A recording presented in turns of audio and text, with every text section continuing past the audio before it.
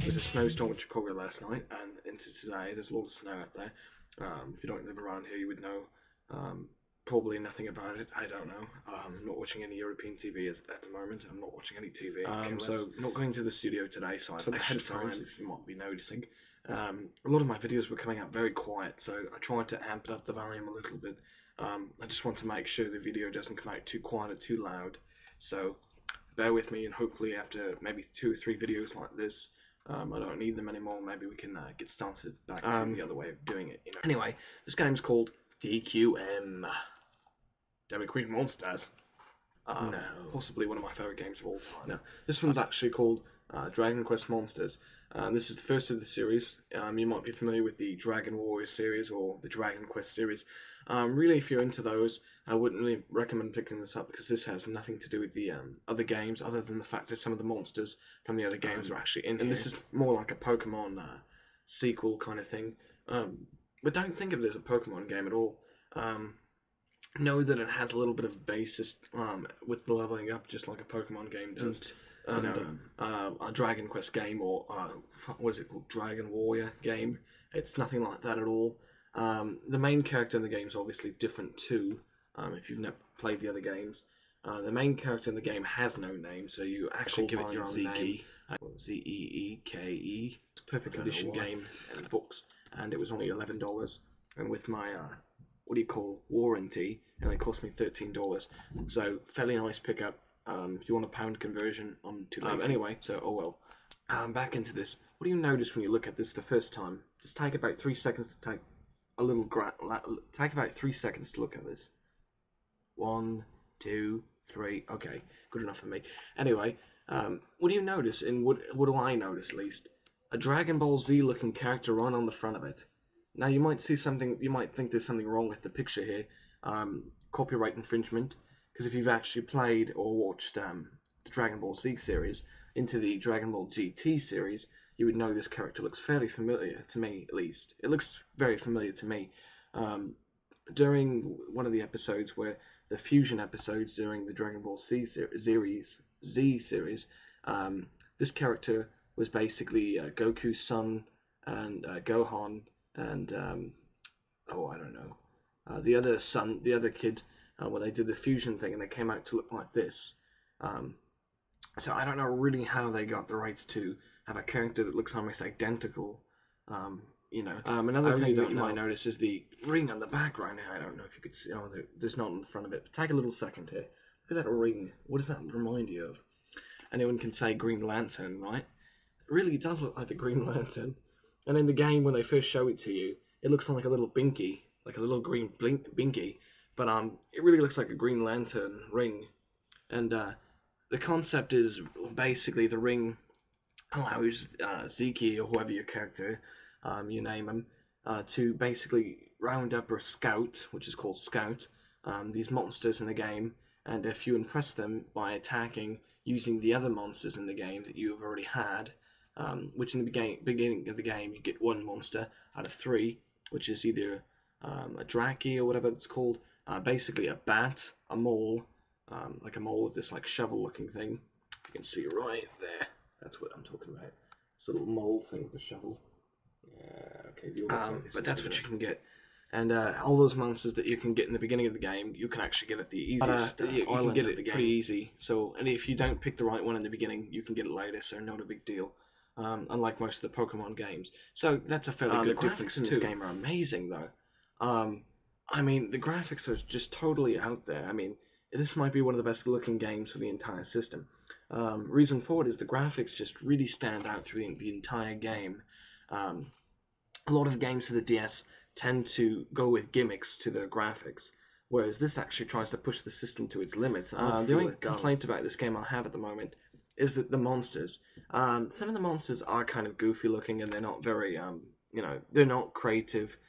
They're not very appeasing, basically, and that could be kind of irritating at first, because if you go from a Pokemon game into this, and you look at the monsters from Pokemon into this game, you're really going to be kind of let down, I think. Anyway, so the monsters in the game aren't very creative, not at all.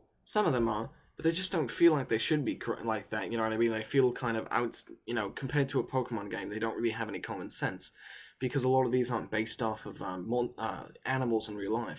Whereas the Pokemon game always has a animal in real life or an insect or something that relates to the Pokemon. Which is a clever idea as well. I really like the monsters in this game, and after a while you will too if you give it enough chance. Early on in the game, there's only a little bit of monsters. So there's ways you can make your own characters in this game too, basically like forging with weapons. But instead of forging weapons, you're forging characters, basically. It's kind of like, think if they made it, and that becomes the baby, besides the parents die in the process. So it's kind of the idea behind this. And the first time I actually read the little instructions in the booklet about doing such, I was kind of a little confused. I was like, are they going to mate in the game? And I was also confused because they don't explain very well that you do lose both the monsters that you combine to make this monster. And another thing they don't say is the monster, once you combine it, it starts off on level 1. That's kind of a downside. And another thing is, a lot of the time when you combine monsters, they don't seem as powerful as the monsters that you can make without level 50, basically. Highest level, because all my characters your attack, your defense, your special moves and all that, which each different animal thingy monster has its own what do you call special powers and all that. You can change your monster basically by leveling up the character differently. So if you level up the attack, your guy's going to become more powerful, obviously, but it's also going to lose the ability to get certain specials. And you think when you get to level 50 with your monster that the game becomes super easy. That isn't the case. I think level 50 is the maximum. Don't quote me, because all mine have already been on level 50, but I haven't leveled up more than level 50 for my characters. It takes so long to level up in this game. There's a little bit of hints to the game of leveling up if anyone picks this up and is actually interested in knowing an easy trick to level up. So the monsters in the game, have their little problems. And when you combine them, they make weird-ass monsters. But that's one of the things. When you combine two monsters, you can make maybe 4 different possibilities in monsters, and they're always random, it seems. And you need a positive and a negative monster. The concept is probably a female, male kind of thing. I think of it as positive and negative, and not think of it as female and male, because it's just disturbing. Thinking about my monsters having little babies and just dying in the process. Kind of like maybe a praying mantis when they mate, I don't know. But then the female dies during the baby process. Each trainer and all them that talk to you actually have something very useful to say. So talking to them actually makes it a lot easier for you in the game if you haven't already played this game, or you don't have a manual, or what do you call strategy guide for this game. I really recommend a strategy guide if you're worried about the game. However, the game inside itself does have like a strategy guide, because you can use the map on the bottom of the screen with the stylus, so you can drag that around, which is a very nice feature. And all the characters in the game give you hints, so therefore the game becomes a little bit easier as long as you talk to the people in the game and don't avoid everything and all that. There's a lot of sub-quests in the game, but they give you a lot of time to level up as well. And you can do anything in this game in any order that you want them to do, basically. You don't have to start off on the easiest level if you don't want to. If you're good at avoiding getting into battles, you can get the first, what are they called? Dark Cube or something things. Basically, and that's what you're trying to do, is collect all 10 of them, so you can go to the next stage in the, what do you call it? It's called the Wild Card. And basically, what you're trying to do is you're trying to get all those 10 stones, those precious stones, which aren't really actually valuable. If you, here in the game, if you talk to one of these guys in the HQ tower, which is the main tower for information, all that, he actually says they're not precious at all. So they don't want everyone to know that, because then why would anyone collect them? That's kind of funny. In the game, they would actually tell you that what you're collecting is useless. But then when you actually collect one, it goes through this huge little spinning thing. Your camera goes through a spinning kind of thing on the screen, and he's holding up the stone like it's something big deal, I don't know. There's a lot of big monsters in the game, and they're scattered all through these islands, and there's 7 islands in this game, but they tell you that it's dangerous, or they tell you it's not dangerous before you get on this little scooter thing, like a water scooter. So you go to the different islands like that. It goes through this little cutscene thing that takes about 10 seconds. One of the big things about this game that most people might not like is the load times, or the battle scenes. Every time you go into a battle, you kind of have this, after you beat the battle, you have this little pause thing that happens for about 5 seconds. If you're not used to that, or if you're into this, the card play being no loading at all, just right into the game, and then you play this, you might be a little turned off. I highly recommend playing this game, and I say if you can't get past that, that's a big deal. But I mean, really worth you putting up with. It's really a very good game. The graphics are amazing, like I said. It's be one of the best games. And if you didn't like any of the other Dragon Warrior, Dragon Quest games, definitely pick this up because I think this one stands on its own. They did make part 2 of this, but it's only in Japan right now.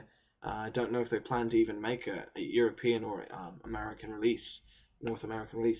So, pick your hands up on this one.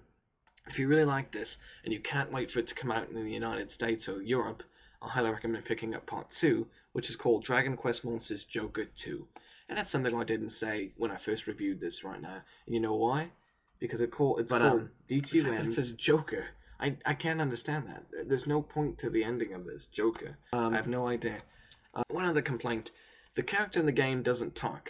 The only thing he ever says in the game is his name, basically, and all the other characters basically talk for him. I like the concept though. In the book that they say he's extremely shy and doesn't talk very much. If you really want to get into this game and you're having a hard time, you bought this and you said, hey, why did this guy say this was such a good game and all that? I would recommend, if you don't have a strategy guide, which you should pick up, even though it's very hard to find right now, look at the little booklet inside. It's actually very useful. I wouldn't recommend picking up this game without being in good condition box, and I wouldn't recommend picking up as a card-only game. Reason for it is because this game is so good, you're going to want the box, because I like the art style of the game. I really do. That is one of my favorite things about this entire game, is the art style of the game. It's a beautiful game, and the music in the game too is very nice. Very appealing, and you start to actually get used to that music, where if you're not playing this game, you start kind of daydreaming. It is a turn-based kind of RPG, though. It's also adventure-ish. It's got an adventure feel to the RPG as well. So when you're running and stuff, it's not really a turn-based RPG, but then when you get into battles, it is. And you see the monsters before you actually get into the battle, which is a very nice concept as well. So physically being able to see the monsters in the game before you get into the battle really helps you kind of know what you're going up against. Sometimes there'll be 2 monsters, sometimes there'll be 3 monsters on screen, but you'll never see more than 3 monster battles, basically, because you can only hold 3 monsters in your party. So that's something too.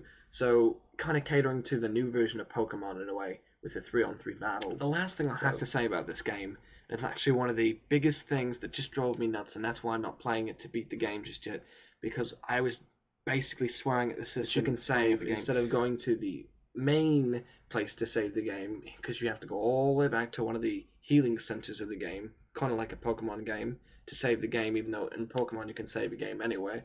But you have to do that, because if you don't, you can save it once, but if you turn off your system and don't press that quick save again, you go back to the first, wherever you saved last at the main part of the game. And I didn't do that, so I had all 10 pieces, and now I have 0 pieces. So if you want to make sure that you have your game save and you don't get any deleted game saves or anything, what you need to do is you need to go to the main part of the game, which is the healing center, which items that you can buy, the people that you can talk to, the other trainers, and the synthesis part of the game too. You need to go there, talk to the guy at the main desk, and then you can save your game. Otherwise, you can save during doing a quick save by going and pressing the Y button. I think it's the X button, the top button. So you got 1, 2, 3, 4. This one. Touch that one. Go to the menu, and you'll see a thing that says quick save. Remember, if you press it and then you go back into the game later on, after because it makes you turn off the game. If you go back into it and then you turn off your system without doing the quick save again, your memory's back all the way to when you die. This is something I forgot to say. You lose half your coins. You get coins from defeating monsters, sometimes 1, sometimes 2 coins. And later on, when you fight bigger monsters like bosses, you get about 270 coins, 300 coins. You can equip items and stuff onto the monsters, like weapons and all that, but you don't see the weapons during the game. And that's kind of something that drove me nuts too. When you equip something to like a weapon, you expect to see it on the character, but you never do. So that's something that drives me nuts. It does increase or decrease your stats depending on what you put, but that's about it.